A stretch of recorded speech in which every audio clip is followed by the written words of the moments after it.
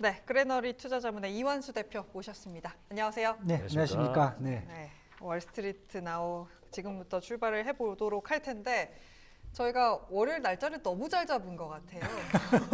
월요일마다 뭘 하죠? 그러니까요. 뭐 월요일마다 자꾸 뭘 합니다. 아, 주말에 안 쉬나 봐요. 네, 주말에 안 미국은 쉬고. 안 쉬나 봐요. 도대체. 너무 주말에 일을 많이 해요. 네. 월요일마다 무엇을 하는데 오늘은 또 빅 이벤트입니다. 현재 미국과 중국의 만남이 영국에서 이루어지고 있습니다.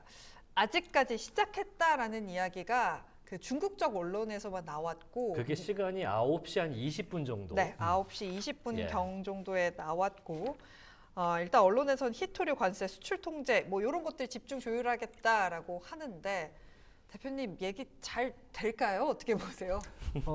당장은 제가 봤을 때는 결과물이 나오기는 쉽지는 않을 것 같아요. 그런데 일단 히토리하고 반도체는 뭔가 언급을 주지 않겠는가.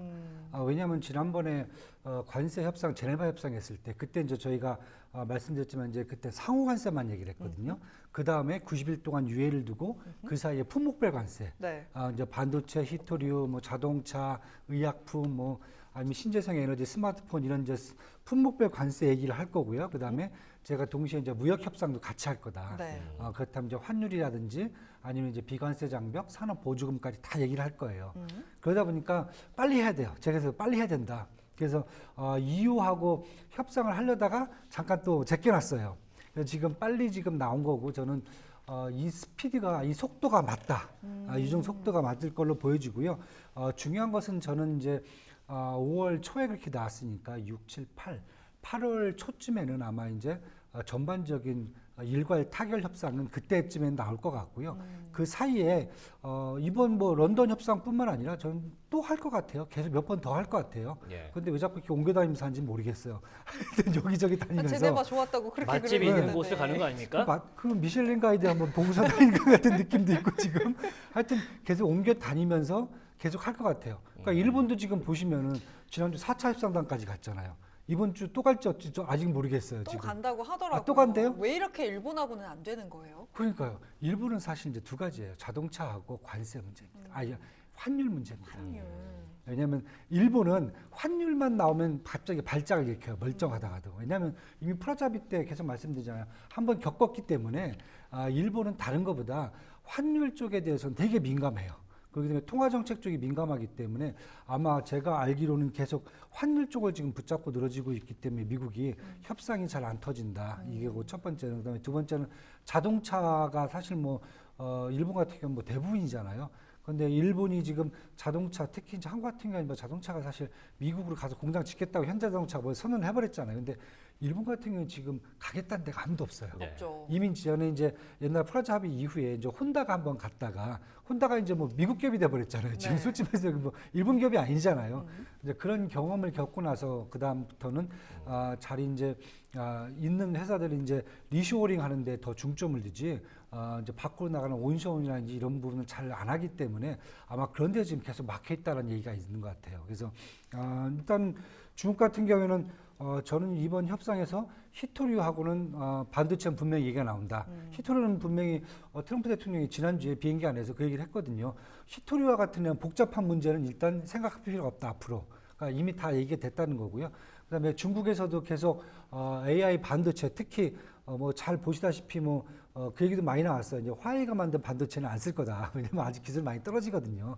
하이실리콘이 팹리스로 설계를 한 다음에 그걸 SMIC에다 줘도 사실 아직 7년 후밖에 안 돼요. 그래서 AI 반도체 대열에 들어가기 힘들거든요. 그래서 그런 부분들이 이미 나왔기 때문에 저는 이번에는 히토리하고 반도체 특히 히토리는 미국이 지금 3개월 정도밖에 재고량이 없다라고 얘기를 하고 있고요. 반도체는 중국이 한 AI 반도체는 6개월 정도밖에 지금 재고량이 없다고 하기 때문에 이걸 먼저 협상이 나올 거다. 그 다음에 또 나머지는 또 계속 또 협상을 할 거예요. 네. 그래서 일괄 협상 마지막에 최종 협상은 아마 8월 첫째 주, 둘째 주쯤에 딱 90일 유예 기간 맞춰서 나오지 않겠는가. 그래서 뭐 어제 뭐 오늘 나온 뉴스 보면 또 중국 같은 경우가 5월 수출입 지표가 나왔어요. 그런데 네. 잘 나왔어요. 문제가. 왜냐하면 흑자가 1,032억 달러가 나와버렸거든요. 왜냐하면 이제 5월 달에 사실 뭐 물론 트럼프 관세 때문에 이것저것 관세가 들어가긴 했지만은 그래도 이게 적은 수치가 아니거든요. 특히 보시면 이제 수출 중에서 수출 같은 경우 한 4.8% 지난해 비해서 수입은 한 4.3% 정도가 감소가 됐나요? 그렇다고 보면은 지금 얘기 나오는 게 수출 쪽에서 특히 이제 동유럽하고 EU 쪽에 대한 수출이 많이 늘었다. 미국을 대신해서요.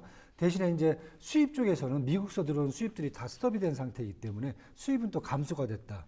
뭐 이렇게 지금 얘기가 나오면서 어떻게 보면 이런 부분도 사실 중국에 대해서 힘을 좀 실어주는 그런 부분들이 아닌가라는 생각이 들어요. 그래서 이제 말씀드렸지만 제가 지난주에도 말씀드렸지만은 미국은 계속 반도체 업종 보셔야 된다. 네. 네, 오늘도 지금 반도체 가고 있어요. 엄청 강하게 하고 네. 반도체 한두 종목이 아니라 저는 반도체 섹터로. 밸류체인 그냥 다 보셔라 그렇게 말씀을 드렸거든요. 네. 특히 이제 중국에 대한 매출 비중이 높은데 뭐 마이크론이라든지 인텔이라든지 AMD라든지 뭐 엔비디아도 마찬가지고요. 그다음에 글로벌 파운드리, 웨스턴 디지털 뭐 다 들어가는 것 같아요. 그다음에 마벨도 그렇고 브로드컴도 그렇고 퀄컴도 그렇고 그렇다고 보면 결국은 미국의 어떤 반도체 밸류체인은 네. 당분간 계속 가야 되지 않겠는가. 네, 그리고 제가 이제 계속 그 말씀드리잖아요. 미국 독점에서 글로벌 생산과 수요로 바뀌면서 결국 미국이 반도체 쪽은 당분간 더 주도해야 된다. 그리고 그걸 트럼프도 분명히 알고 있다라고 생각을 해요. 그래서 그런 측면에서 본다면은 일단은 당분간 요 주가 지수가 계속 박스권에서 움직이는 상황에서도 미국의 반도체 밸류체인은 계속 강하게 힘을 발휘할 거다. 이렇게 지금 보여집니다. 그렇다면 우리가 투자적인 부분으로 접근을 했을 때 네. 사실 밸류체인이 다 간다라고 말씀을 해주셨지만 차트 열어보면 어떤 종목은 신고가고 네. 어떤 종목은 또 바닥을 기는 종목들도 그렇죠. 아직도 있고요. 있잖아요. 네네.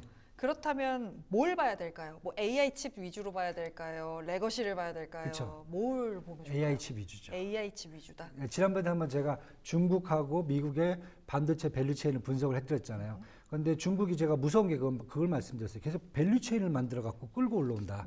그러나 기술적으로 본다면 아직 많이 떨어져 있다라고 얘기를 말씀을 드렸잖아요. 그런데 그 밸류체인 중에서 중국이 없는 게 지금 AI 반도체란 말이에요. CPU, GPU, NPU 뭐 이런 부분들이요. 그걸 만드는 AMD, 그다음에 엔비디아, 그다음에 저는 뭐 인텔도 조금 들어가긴 하는데 인텔까지는 뭐 안 넣어도 뭐 제가 봤을 땐 그 브로드컴까지 한 3개 정도는 우선순위로 두고 가시는 게 좋지 않겠는가. 그렇게 지금 보여집니다. 일단 브로드컴 말씀을 주셨으니까 지난주에 실적 발표를 했는데 숫자 자체는 뭐 시장이 할 만한 그런 수긍이 가는 숫자를 찍어줬습니다. 그런데 지금 한 이틀 이 거래일 연속 빠지고 있어요. 네. 이걸 어떻게 해석을 해야 됩니까? 일단 이제 제가 말씀을 계속 드리잖아요. 일단은 엔비디아는 포르쉐고 브로드컴은 소나타나 이런 급이다. 예? 왜냐하면 자꾸 이제 아이직 직접 회로를 자꾸 GPU에다가 비교를 하시는데 그건 비교가 대상이 아니에요, 사실은. 아예 비교 선상에 네. 둘 수 없다. 둠도 없는 그러니까 보조적인 관계지 네. 이것을 대체할 수 있는 관계가 아니에요. 예, 그래서 제가 계속 그 말씀 드리면서 브로드컴은 사실 AI 반도체 쪽으로 완전히 분류하기는 약간 좀 부족해요, 솔직히 말씀드려갖고. AMD라든지 이런 회사하고 좀 다르게. 그래서 제가 조금 이제 브로드컴은 그래도 가긴 가겠지만은 엔비디아만큼 그렇게 힘있게 추진력을 갖고 가지는 못할 거다. 그리고 지난주에도 계속 그 말씀을 드렸잖아요. 밸류에이션만큼은 이미 주가가 올라와 있다. 예, 그래서 목표 주가에 거의 상응하는 수준에 와 있기 때문에 추가적인 상승은 조금밖에 안 나올 거다 이렇게 말씀을 드렸었어요. 그래서 그게 지금 반영이 되는 것 같아요. 결국은 지금 이렇게 장이 좀 미국이 힘들 때는 네. 다 밸류에이션을 쳐다보게 돼 있어요. 뭐 테슬라도 마찬가지고 네. 이제 팔란티어도 마찬가지고 똑같아질 것 같아요, 저는.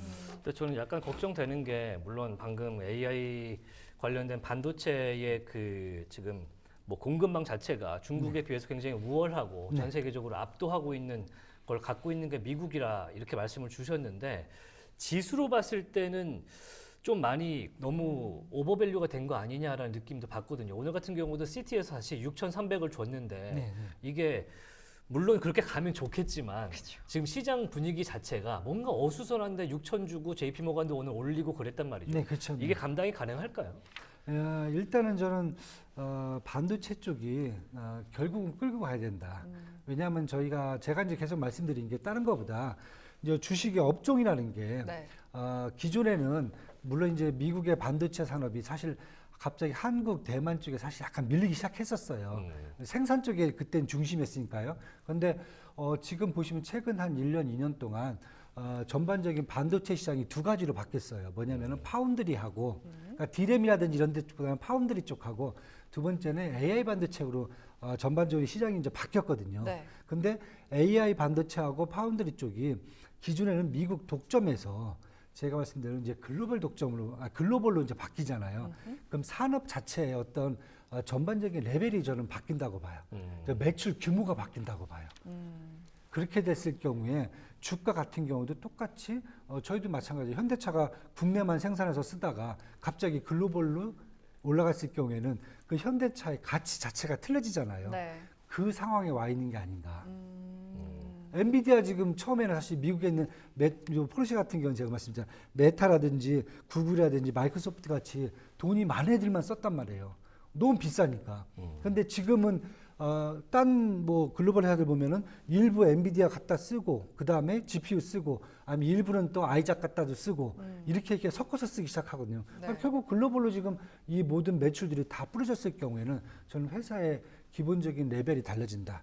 그러기 위해서는 사실 중국을 잡기만 하면은 사실 어떻게 보면 글로벌은 다 주도권을 갖고 할 수 있는 거기 때문에 회사의 자체가 어떻게 보면 전반적인 그 업그레이드 자체가 그냥 한 단계가 아니라 저는 완전 점프업 된다고 이렇게 보고 있거든요. 그런 상황에 와 있다 지금. 매출의 파이프라인 자체가 하나 그냥 새롭게 뚫리기 때문에 이런 그렇죠. 말씀해주신 부분들을 좀 보충을 해줄 수 있다라고 말씀을 주셨습니다. 그렇다면 제가 쭉 듣다 보니까 그럼 반도체 외에는 미국 시장에서는 딴 섹터를 볼 거는 없는 건가요? 그다음에 이제 AI죠. AI. 예. 어떤 AI일까요? AI 쪽에서 이제 플랫폼들이죠. 대부분 다 플랫폼. 메타. 그다음에 제가 이제 지난번에도 똑같은 말씀을 또 드렸어요. 중국하고는 지금 반도체 AI 반도체 갖고 지금 옥신각신하지만은 EU 쪽 갖고는 지금 AI 종목들이 또 크게 지금 하고 있다. 왜냐하면 반독점이라고. 그렇죠. 왜냐하면 이제 서비스 무역이거든요. 여기는요. 근데 유럽 쪽 보시면은 빅테크 회사들이 없어요. 물어보면은 뭐 회사가 있나? 없어요. 우리나라는 그래도 네이버, 카카오라도 얘기하고 일본은 야후라도 얘기하는데 네. 유럽 얘기 들어보면 별로 없어요. 그런데 수요량은 되게 많단 말이죠. 그렇죠. 안 할 수가 없다는 거죠. 그러다 보니까 EU 집행위원 같은 경우 집행위원회에서 얘기한 게 그러면 디지털 독점법, 반독점법을 이미 만들어 갖고 지금 메타에 5억 달러, 애플에 5억 유로, 그다음에 메타 2억 유로 이미 부과를 해버렸단 말이에요. 근데 지금 트럼프하고 관세 협상을 하면서 야, 공산품이 아니라 우리는 그럼 서비스 무역하고 얘기를 할 거야. 네. 이랬을 경우에 지금 미국은 유럽에 대한 서비스 무역이 엄청나게 수출이란 말이에요. 흑자가 누적되고 있고 반대로 유럽은 적자가 누적되고 있는 국가란 말이에요. 그런데 이걸 붙잡고 있는 상황이에요. 그러면은 저는 제가 그 말씀드렸어요. EU하고 만약에 협상이 타결된다는 것은 결국은 반도체 쪽이 아니라 AI 쪽이다. 왜냐하면 영국 정부라든지 예를 들어서 뭐 네덜란드 정부 이런 미국과 동맹이 있는 정부들은 팔란티어의 그 프로그램을 갖다 쓰잖아요. 지금 다 아시다시피 다 정보기관들 뭐 국가기관들은 다 쓰고 있잖아요. 똑같은 상황이 계속 다른 나라한테도 마찬가지로 갈 수가 있다는 거죠. 그래서 저는 그 다음에는 AI가 아마 주도를 할 수 있다. 그리고 트럼프 대통령이 이제 관세 협상이 끝나고 나면 어느 정도 정리가 되면은 저는 세일즈 외교 한다고 봐요. 또 네, 세일즈 외교 뭐 또가 아니라 뭐 그거 하겠죠. 그분의 그 성격이 그러시니까. 주 종목이시잖아요. 뭐 가만히 있지 못하잖아요. 예. 일단 딜을 하셔야 되는 분이니까. 그러니까 일단 해외 다니면서 일기 때도 마찬가지였어요. 어느 정도 중국하고 일단 관세 얘기 끝난 다음에 그다음 또 세일즈 얘기로 막 다니고 그랬거든요. 다니면서 그때 팔았던 것하고 지금 팔 걸 비교해 보면 제가 그 말씀을 드렸어요. 그때는 뭐 항공기, 자동차, 농산물, 에너지 미국이 잘하는 것 같다 팔았다 의약품들. 근데 지금 의약품은 일단 빠지고요. 비싸니까. 지금 가서 벌써 얘기하는 게 항공기 분명히 얘기하고 있고요. 그다음에 에너지 제품들 얘기하고 있고 그다음에 반도체하고 AI를 얘기를 해요. 그렇죠. 그러니까 쉽게 얘기해서 거기다가 자기들이 데이터 센터를 미국 걸로 만들어주겠다는 거잖아요. 그러니까 지금 한국도 그렇게 됐을 경우에 항상 무서운 게 있잖아요. 데이터 주권이 넘어가는 거잖아요. 근데 그걸 해줄 수 있겠는가. 근데 트럼프는 그걸 세일즈를 하겠다는 거잖아요. 이 정도가 나온다고 보면은 저는 그때부터는 이제 또 다른 차원의 반도체하고 AI의 어떤 미국식 세일즈가 나오지 않겠는가. 소버린 AI를 향한 투자가 이제 그렇죠. 결국에는 미국 반도체 쪽에는 호재로 갈 수밖에 없다. 네. 저희가 이미 경험을 했잖아요. 왜냐하면 네이버 라인이 일본에서 겪었던 걸 다 보고 계시잖아요. 왜냐하면 데이터 주권이잖아요. 그 결국은 어느 나라든 다 마찬가지거든요. 네. 그런데 그걸 지금 트럼프 같은 경우는 다 열어버리겠다는 거거든요. 서비스 무역을 통해서. 그게 무서운 거죠, 사실은. 자, 그러면은 이제 뭐 이번에 반도체랑 AI 얘기를 들었으니까 월요일이니까 이거 얘기는 듣고 가야죠. 테슬라 어떻게 된 겁니까? 테슬라 지금 일론 머스크랑 예. 싸움은 아직 안 끝난 거죠? 그 뭐 이제 시작이죠. 이제 시작이죠. 그 뭐 참 거기는 싸움도 많이 해요.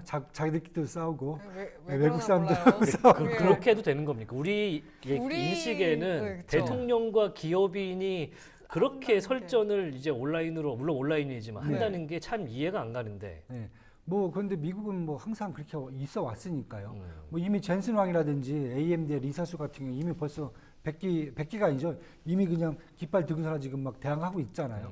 뭐 거기뿐만 아니라 뭐 반대로 이제 팔란티어 같은 경우 이제 피터 틸 같은 경우 이미 머리 숙이고 들어가 계신 그렇죠. 거고. 그러니까 모든 기업인들이 다 자기들의 어떤 이해관계나 이런 것들에 따라서 다 움직이지만은 그렇다고 해서 대통령이 보복을 한다든가 그런 건 제가 못 본 것 같아요.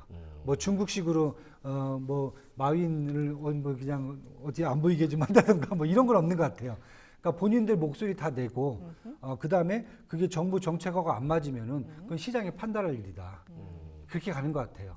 그래서 그걸 이제 잘 활용하면은 회사가 제가 봤을 때는 조금 더 좋게 되는 거고 그게 아니다라고 하면은 조금 이제 위험에 빠질 수 있다라고 보는데 지금 같은 경우에는 사실 테슬라 주가가 올라왔던 이유 중에 하나가 우리 일론 머스크가 도지에 가서 자율주행이라든지 아니면 이제 우주선 쏘는 거 XAI라든지 이런 전반적인 것에 규제를 좀 완화해 갖고 사실은 이제 이 테슬라에 대한 전반적인 회사에 도움이 될 수 있다라고 판단을 했던 거거든요. 규제를 그렇죠. 줄여줄 수 있다. 그런데 이제 방법이 이제 없어졌잖아요. 지금 이제 뭐 누가 할 사람이 없잖아요. 그러면은 제가 항상 말씀드리지만 그건 펀더멘탈로 다시 회귀를 해야 된다. 그런데 펀더멘탈이 제가 계속 말씀드렸지만 PER이 지금 포드 PER이 171배예요. 네, 이거 감당이 안 되는 거죠 지금. 네. 그리고 올해 2025년도 매출 전망치가 작년에 비해서 한 1.8% 정도 증가할 수 있다. 이 정도만 봐요. 1.8%. 예. 왜냐하면 2024년도에는 마이너스가 나왔거든요. 0.4% 마이너스가 나왔는데 올해 같은 경우는 처음에는 도지에 있을 때는 한 18% 매출 증가를 얘기를 했었어요. 근데 어느 순간에 계속 매출 전망치가 하향 되더니 최근에는 1.8%예요. 네. 그러니까 결국 적자난다는 얘기죠. 매출로 본다면. 그렇게 낮은 한 자릿수라면 거의 소비재 종목에 준하는 성장률로 지금 생각이 되는데. 그렇죠. 네. 그러면 투자자들의 성에 차지 않을 뿐만더러 네. 혹시 만약에 뭐 숫자가 잘 나오더라도 이게 튄 거 아니냐. 펀더멘탈 자체를 의심할 수 있는 상황으로 지금 가고 있단 말이죠. 어떻게 보십니까? 맞습니다. 그래서 제가 계속 좀 펀더멘탈을 의심할 수 있는 수준에 와 있다. 이미. 이미. 그게 이제 다른 게 아니라 결국 이제 시장에서 계속 우려했던 게 일론 머스크가 자꾸 정치적으로 가면은 회사에 이게 좋을 수가 없다라고 얘기를 계속 경고를 해준 이유 중에 하나거든요. 네. 그러니까 테슬라 같은 경우 이제 그런 부담감이 있지만은 반대로 엔비디아 같은 경우에는 젠순왕 대표가 계속 막 목소리를 내요. 난 중국 가서 계속 광저우에 있는 자기 친척들하고도 가서 밥도 먹고 계속 그러잖아요. 보란 듯이. 그다음에 그쵸. 거기서 얘기도 하고. 네. 그게 왜냐면은 엔비디아 같은 경우는 펀더멘털이 아주 견고하단 말이에요. 견고하고 그다음에 자기들은 여기 미국 내에서뿐만 아니라 앞으로 글로벌로 만약에 간다라고 했을 경우에 자기들은 매출에 대한 확대 부분이 엄청나게 커질 수가 있거든요. 그런데 내수만 갖고도 펀더멘탈을 올해 50% 이상 매출을 늘릴 수 있다고 자기들 자신을 하고 있고 그게 데이터로 나오기 시작했어요. 1분기부터요. 이게 다른 거죠, 사실은. 시장에서 보는 게. 그럼 일단 뭐 테슬라 관련 마지막 질문하고 넘어가자면요. 네. 지금 293달러까지 내려왔고 지금 오늘도 내리고 있어요. 네네. 그러면 어떤 분들 오늘 지금 펀드 스트레스의 탐리 같은 분들은 지금이 기회다. 이런 분이 계신데 동의하십니까? 아니요. 뭐 그럼 그 기회는 어떻게 이게 365일 기회인지 모르겠어요. 아니 그분은 아닐 항상 때도 기회. 아닐 때도 있어야죠, 그분은 기회가. 워낙 뭐 네. 아닌 건 아니다. 예. 저는 사실 거면 더 내린 좀 더 기다려 보세요. 어. 네, 뭐 굳이 뭐 이렇게 급하게 네. 지금 남들이 다 아니라고 할 때 네. 혼자 예스하면서 들어갈 필요는 없잖아요. 그렇죠. 그 뭐 옛날에 그러다가 이제 깡통 차신 분들이 많기 때문에 네. 저는 조금 이제 지금 시장에서 보는 눈은 일단은 같은 방향으로 가는 것 같아요. 그럴 경우에는 조금 더 기다려주셔도 된다. 뭐 뭐 테슬라 좋아하시는 분들 많아요. 그렇죠. 기다리셔라. 굳이 뭐 급하게 들어가실 필요는 없다. 네, 음. 이렇게 지금 보여집니다 지금. 악재를 굳이 지금 네. 내가 다 온몸으로 안고 갈 맞을 필요는 없다. 필요는 희생 정신 이럴 땐 필요 없어요. 희생 정신 하지 마시고 내 수익을 생각하세요. 네. 일단 12일 날 네. 오스틴에서 뭐 네. 10대짜리 로보택시가 시작이 된다라는 이야기는 있으니까 기다려 봐야 될 것 같아요. 그때까지 보셔도 돼요. 예, 네. 충분히. 12일이니까 얼마 안 남았습니다. 네, 이번 맞습니다. 주입니다. 네. 함께 지켜보시면 좋겠고요. 그렇다면 이번 주 이야기가 나왔으니까 이번 주 우리는 어떤 거를 보고 투자 전략을 잡아야 하나 일정 같은 것들 좀 살펴보면 좋을 것 같아요. 이번 주 투자 전략 일단은 일단은 저는 뭐 다른 것보다 중국과의 협상이 얼만큼 나올지를 먼저 보셔야 될 것 같아요. 예, 어느 정도 수준까지. 네. 괜찮다 그러면은 계속 말씀드렸지만 반도체 쪽 강하게 나갈 수도 있고요. 중국 투자하시는 분들은 이제 북방 히토라든지 중국 히토라든지 아니면 성산 리튬 같은 이런 소비재 쪽, 소재죠, 소재. 네. 머티리얼 쪽들을 좀 한번 중국 쪽 보셔도 괜찮을 것 같고요. 중국 쪽 투자하시는 분들은요. 그 종목들은 다 미국에 또 투자가 이 상장이 좀 돼 있는 종목들이 있거든요. 그거 네. 보셔도 될 것 같고. 미국은 무조건 지금 필라델피아 반도체 지수 보고 가셔야 된다. 저는 이렇게 지금 보여지고요. 첫 번째가. 두 번째는 지난주에도 제가 연준의 파월 의장이 뭔가 좀 해주셨으면 좋겠다 생각하다. 예, 결국은 뭐 깜깜해요. 여기 어디 된 게. 지금 또 블랙아웃 기구에 예. 들어갔어요. 예, 불 끄고 그냥 다들 주무시는 것 같은 느낌이 들어갔고. 예. 이번 주에 좀 CPI 지금 발표 수요일 날 나오는데 네. 좀 보고 얘기를 좀 해야 될 것 같다. 왜냐하면 지난주에 실업률 4.2% 나오고 그다음에 민간 고용 변화 뭐 괜찮았거든요. 그러면서 트럼프 대통령이 계속 얘기한 게 1%는 내려야 된다. 1%포인트는 내려야 된다. 얘기를 해줬거든요. 100bp 얘기를 했잖아요. 네. 근데 갈수록 지금 시장도 똑같이 트럼프 쪽 편에서 자꾸 파월을 압박하는 분위기거든요. 지금요. 근데 저는 맞습니다. 시장에서도 파월이 내리기를 너무너무 원하고 트럼프 대통령도 미스터 툴레이시라고 하면서 내려야 한다 엄청 푸시를 주고 있지만 지표를 이렇게 딱 봤을 때 파월이 과연 내릴 수 있을까? 불안하죠. 라는 생각이 들거든요. 예. 그래서 지금 이번에 나오는 이제 CPI 지수 같은 경우에도 사실 어떻게 보면은 지금 되게 애매해요.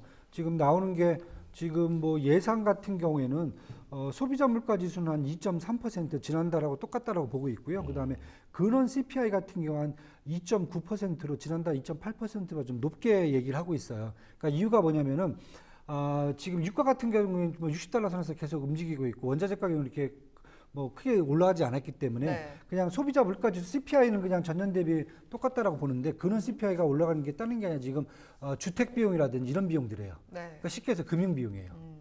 그렇기 때문에 지금 시장에서 계속 지금 압박을 하는 게 결국에 금리가 높아서 인플레이션이 안 떨어진다는 거죠. 그게 아마 근원 CPI에서 나올 수 있을 거예요. 만약에 부동산이라든지 아니면 주택 비용이 근원 CPI에서 좀 크게 좀 올라가는 모습들이 나타난다. 네. 이건 사실 금리 비용이거든요. 그 부분들을 아마 또 공략을 할 수 있을 것 같아요. 그럼 닭이 먼저냐, 이 달걀이 달걀이 먼저냐로 먼저냐. 갈 수 있을 것 같은데 네, 사실 트럼프 대통령은 뒤에 걸 먼저 생각을 하는 것 같아요. 그렇죠. 네, 맞아요. 근데 이게 방법론적으로 맞습니까? 그냥 무작정 내린다고 내리는 건 아니잖아요. 사실은 이제 어떻게 해석하냐 틀리죠. 그러니까 제가 자꾸 유럽 중앙은행하고 똑같이 놓고 보는데 거기도 인플레이션 2.2%예요. 근데 거기 경제 성장률이 한 1%로 사실 미국보다 더 좋아요. 근데 지금 기준금리를 지금 2.2%까지 내렸어요. 네. 맞춰버렸거든요. 8번 연속 내려버렸거든요. 근데 그렇다고 해서 지금 유로존이 그렇다고 해서 그러면 인플레이션이 막 더 떨어진다 뭐 이런 얘기는 없어요. 경제 성장률이 더 좋아진다는 얘기도 없어요. 그런데 유럽 중앙은행 거기에 맞춰갖고 내리는 거거든요. 지표에 나오는 걸로. 그런데 지금 지표상으로 보면 계속 말씀드리잖아요. 지표상으로 보면 사실 지난번에 내리던 걸 계속해도 누가 뭐라 할 사람이 없어요. 그런데 지금 파월 의장이 보는 쪽은 그게 아니라 미래 지표를 자꾸 얘기를 하는 거죠. 그렇죠. 근데 미래 지표를 갖다 써야 된다는 것은 없거든요. 굳이 그걸 고집하지 않아도 된다. 구축하지 않아도 되죠. 그러니까 자꾸 시장에서 자존심을 너무 높이는 게 아닌가. 계속 그 얘기를 하는 거예요. 네. 만약에 우리나라 같은 경우에도 지금 기준금리 보면 지금 2.5%까지 다 떨궜잖아요. 마찬가지 우리나라마저 이러고 있어요. 현재 지표를 보면서. 물론 일본은 못해요. 무서워갖고. 그렇죠. 예, 미국이 무서워서 못하는데 그럼 그렇다고 앞으로 보면 사실은 파월 의장이 어떻게 보면 시장에 주는 메시지라는 게 되게 중요하거든요. 근데 그런 측면에서 보면 일단 시장이 이제 파월 의장에 대한 의구심을 자꾸 가질수록 시장이 그렇게 좋게 움직일 수는 없다고 보는 거죠. 저는. 그래서 그걸 한번 보셔야 되지 않겠나. 그래서 두 가지 측면에서 한번 보시면은 만약에 이제 결국 이제 6월 16일 날 연준 있죠? 예, 연준 18일이네. 6월 18일이요. 예, 그때 보시면은 아마 이제 막 파월 의장이 조금 더 뭔가 좀 스탠스를 좀 명확하게 해줘야 될 것 같아요. 이제는 안 그러면은 시장이 가만히 있질 않을 것 같아요. 지금 분위기는. 그렇다면 네. 일단 이번 6월 18일 FOMC에서는 동결 의견이 굉장히 우세합니다. 그래서 동결할 거라고 시장은 다 알고 있고 그렇게 예상하고 있는데 우리가 기대하는 건 무언가 조금 더 완화적인 이야기, 그런 단어들이 나오기를 기대하는 거잖아요. 그렇죠. 그런 단어들이 나오게 된다면 시장은 바로 윗방향으로 틀어낸다라고 틀 수 보시는 있죠. 걸까요? 특히 이제 저는 이제 점도표를 유지를 한다.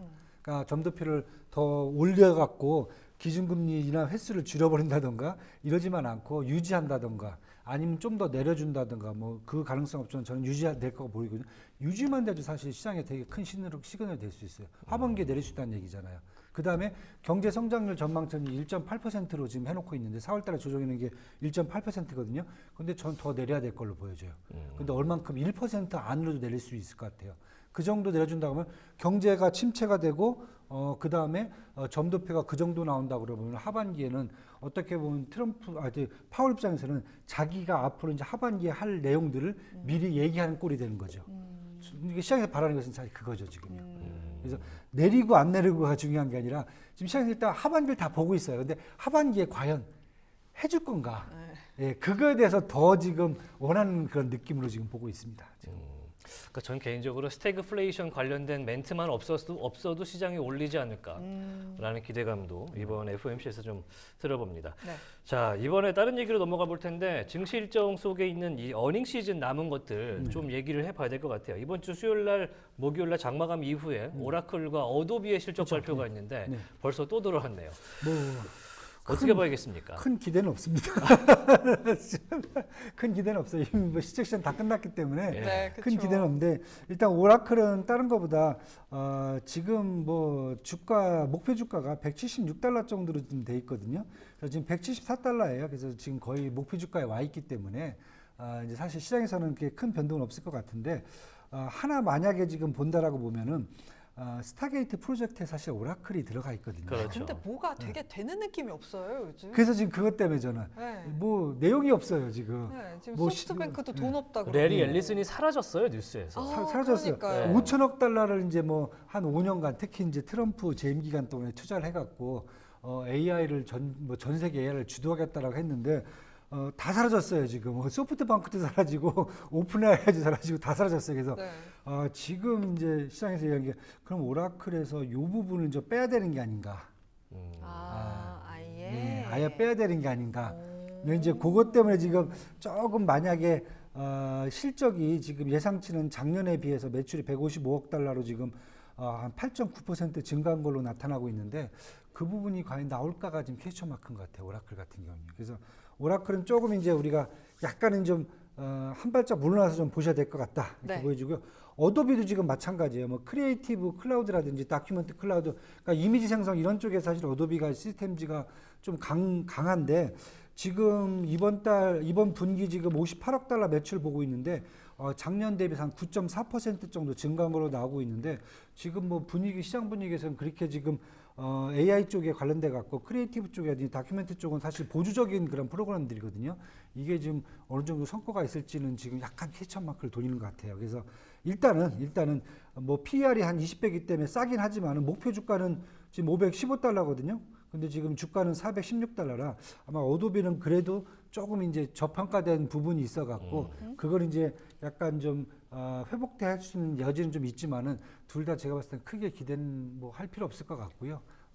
그리고 그거보다 이제 반도체 쪽을 먼저 보시자. 네. 예, 아쉽지만 하드웨어 쪽으로 먼저. 하드웨어 먼저 보시고 예. 그 다음에 이제 저희들이 AI 플랫폼 쪽을 생각해도 되지 않을까 이렇게 지금 보여주고 있습니다. 네. 자, 시간이 많이 없어서 다른 얘기도 한번 해봐야 될 것 같습니다. 오랜만에 크립토 얘기를 안 할 수 없는 상황이에요. 네. 지금 네. 서클이 난리가 네, 났습니다. 네, 네. 서클이죠. 서클 왜 투자자분들께서 이렇게 스테이블 코인 발행사의 IPO에 크게 열광한다고 보십니까? 일단은 이제 가장 좋은 큰 게 서클이라는 회사가 이제 스테이블 코인 발행을 더 늘릴 수 있다라고 생각을 하는 것 같아요. 왜냐하면 지금 트럼프 행정부가 규제 완화 스테이블 코인 쪽에 얘기했고요. 그다음에 미 의회에서 아마 6월달 중에 스테이블 코인 관련돼 있는 이제 법안을 통과시킨다고 그러거든요. 예. 그러니까 스테이블 코인 같은 크립토 중에서 사실 특성이 딱 하나가 있어요. 뭐냐면 이제 자산에 연동돼 갖고 그 자산이 이제 대표해 주잖아요. 뭐 달러냐, 유로냐, 아니면 어떤 것은 뭐 팍스 골드 같은 경우는 금에다가 연동해 버리고 해서 그 가격을 이제 픽스를 시켜 주잖아요. 그러다 보니까 통화적인 기능이 있어요. 많은 국가들이 사실은 대부분 다 중앙은행들이 이제 통화를 발행을 하잖아요. 네. 근데 사실 그거 갖고 부족한 경우가 많아요. 그러니까 행정부 같은 경우에는 자체적으로 통화 발행 기능이 없기 때문에 어떻게 보면은 이런 스테이블 코인들이 상대적으로 행정부죠. 행정부 재정 쪽에서 통화를 공급해 줄 수 있는 요인 중에 하나가 되거든요. 그러다 보니까 이쪽에 사실 조금 크립토 쪽에서는 좀 열광하는 것 같아요. 그런데 반대로 이제 US 테더 같은 경우에는 이제 대표는 자기는 뭐 상장 안 하겠다 뭐 이렇게 이 얘기를 했고요. 오늘 같은 경우에 한국도 지금 보시면은 얘기 카카오하고 지금 카카오페이는 오늘 또 뭐 상한가 때렸잖아요. 네. 뭐 다 이유를 아시잖아요. 왜냐하면 신정부에서 스테이블 코인에 대한 규제 완화라든지 아니면 이제 새롭게 이제 아마 발행할 수 있는 어떤 조건을 마련해 주겠다. 왜냐하면 사실 이재명 정부 똑같은 입장인 것 같아요. 트럼프 행정부하고. 왜냐하면 한국은행이 발행해 주는 그런 통화 정책뿐만 아니라 행정부가 어느 정도 자기들이 통화량을 어느 정도 조절할 수 있는 기능이 필요하다고 보는 것 같아요. 예, 그렇다 보면은 결국 스테이블 코인 쪽 시장은 커질 수밖에 없다. 그렇다면 짧게 한 가지만 여쭤보자면 서클에 지금 너무 말도 안 되게 급등했잖아요. 네. 투자적인 가치로는 어떻게 보세요? 제가 봤을 때 투자는 굳이 그걸 하셔야 되나 저는 그런 생각이 들어요. 솔직히. 아니 아우. 이걸 왜 자꾸 했어야 아우, 되나? 정말. 그 회사가 발행을 해갖고 물론 이제 발행량이 많을수록 그 돈을 갖다가 이제 저축을 해갖고 거기서 이제 이자 마진 따먹고 이제 해서 물론 이제 회사가 돈을 벌 수 이제 있는 돈을 벌 부분이 수 있죠. 있어 네. 있는데 이렇게 막 변동성이 크다는 게 왜냐하면 네. 반대로 인터랙티브 브로커스라든지 아니면 이제 로빈후드라든지 이런 회사들도 보시면은 거기 가치가 분명히 있잖아요. 네. 근데 지금은 이제 사람들이 너무 이제 투기적으로 달라붙는 게 눈에 보이니까 예, 스트레티지가 거기에- 낫습니까? 예? 차라리? 마이크로 스트레치. 마이크로 스트레치가 저는 차라리 나을 것 같아요. 그렇게 볼 것 같으면. 예, 그렇게 보여지고 있습니다. 국내도 마찬가지로 제가 뭐 이렇게 된다면 뭐 굳이 뭐 카카오페이를 살 필요가 뭐 있냐. 카카오가 발행해놓은 코인이 있잖아요. 예, 오늘 한 20% 정도 올라가더라고요. 장중에. 예, 차라리 저는 그게 사는 게 낫겠다. 예, 뭐냐고 물어보시는데 예, 뭐 찾아보시면 나옵니다. 네. 종목이 어떤 건지. 유명하죠. 예, 유명한 종목 있습니다. 자, 정말 짧게만 마무리 질문하면서 마무리를 정말 하겠습니다. 지금 이번 주에 여러 가지 이벤트가 또 많이 밀려 있기 때문에 하필이면 오늘 애플의 행사도 같이 있잖아요. 네, 네. 이번 주 장세 어떻게 파악하면서 좀 투자를 해야 될까요? 애플이요? 아니면 저번 다 이번 주 통째로 장세. 했을 때. 통째로 했을 경우에 통째로 했을 제가 이제 계속 그 말씀드려요. 지수상으로 보면은 사실 이제 크게 더 한번 업그레이드 하기는 조금 시간이 필요하다고 봐요. 왜냐하면 이제 에너지가 좀 축적이 돼야 돼요. 네. 그동안 이 하락했던 갭들을 다 상승하는데 에너지를 좀 썼으니까 좀 기다리셔야 될 것 같고 그래서 제가 그 안에서 업종별로 계속 여러분들이 좀 잘 차별화를 붙잡고 가면 된다. 그런데 네. 이제 제가 계속 말씀드린 게 몇 개 있어요. 이제 밸류에이션 측면에서 좀 많이 좀 과평가된 것들은 당분간 건드리지 마시고 좀 저평가돼 있고 그다음에 이벤트가 앞에 눈에 보이는 것들은 충분히 매수하셔도 제가 추가적인 성과를 내는데 큰 문제가 없다 이렇게 지금 보여지고 있습니다. 네. 여기까지. 네, 여기까지 듣도록 하겠습니다. 네, 지금까지 그레너리 투자자문의 이완수 대표와 함께했습니다. 고맙습니다. 네, 고맙습니다. 감사합니다.